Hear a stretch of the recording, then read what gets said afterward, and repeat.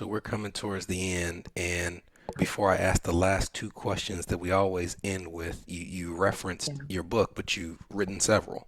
You referenced your Yeah. podcast, but we haven't shared the podcast. So if someone said, "I've never Yeah. heard of this person," tell me all the things. All the Where do they things. go, and how do they engage with your Yeah. ministry? Yeah, so I'm Toni J. Collier, ToniJCollier on everything, Instagram, Facebook, YouTube, all the things. Our podcast is called the Still Coloring Podcast, and it's on all podcast platforms. But what's really fun is it's also video. So if you go to my YouTube, youtube.com/ at Toni J. Collier, you'll be able to watch all the episodes as well. And we've had some sweet people on there, Priscilla Shire, Jackie Hill Perry, Megan Ashley. I mean, just a slew of people that have really dove into what it looks like to like heal well and to include God at the center.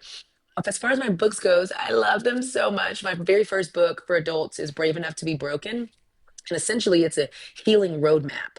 So, what does it actually look like to go step by step in the healing process? How do you practice gratitude? How do you transition toxic friends? How do you lean into community on a very high level? How do you find a counselor? Like, very, very practical things. And it's brave enough to be broken.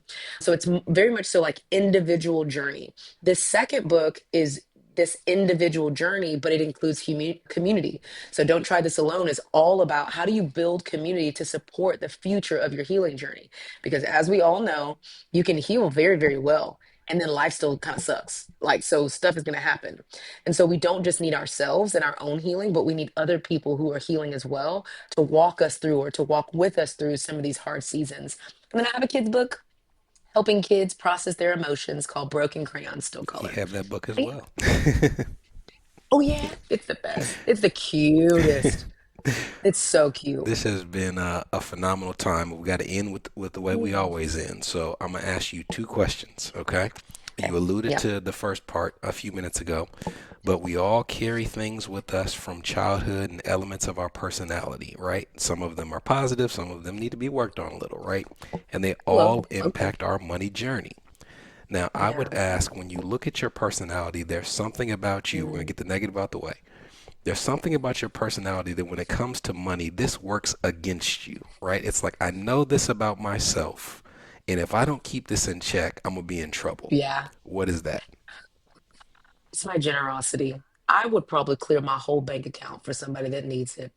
And that is a problem, okay? Because I don't have a lot of boundaries around generosity. It's a great quality to have, but I think anything in excess, especially generosity, is something that needs to be managed. Attention that needs to be managed, maybe not a problem to solve. my my dad's favorite biblical figure is Abraham, and it's because wherever Abraham went, his family had land with him. When Lot wanted to leave, he let Lot take his choice of land, right? You can't just leave. I'm gonna Yep. let you pick wherever you want, right? And I've Mm-hmm. always had this Yep. argument with him, like, yeah, but Abraham, he got rich first, right? Like, not, I'm sure he was He giving could people, do like, that. like you gotta save something, right? So I can Yeah. Yep. identify. Now, here's the flip side of this. There is Yeah. something about you that is just, it's just a you thing. And if it weren't for that you Mm, thing, there's some benefits mm, to your finances that wouldn't occur, right? Like this thing about me makes it yep. possible to do what I'm doing. What Yeah. is unique about you that benefits your financial journey? I have a lot of capacity and I love to work. Not like I love it. I love to get up at 4:30 a.m. in the morning, hit the gym at 5:30 a.m. at time, and then my brain is just like, boom, what can we do? What can we build? How can we go? How can we go faster? How can we be more efficient? I mean, just all the time. And people ask me, like, how in the world are you raising two kids? I have a foreign exchange student in my house named Anna who helps me with my kids, but also goes to school and I take care of her. I work at a church full time as a creative director. I travel and speak all over the world. I write books. I have a podcast. But it's literally because I have so much capacity. If I'm honest with you, I think it's because of the trauma. Like when you just have so much trauma that you've overcome from like age 7, okay, you build this resilience, if you will, to really handle anything. I can work my freaking tail off. And that capacity has given me the privilege, honestly, to create multiple streams, to have multiple things going. And I'm an extrovert. And I don't mean like ambivert, like that little midway extrovert thing. People know I'm 110% extroverted. So I love people. I have a lot of friends, a very large network, lots of different partners.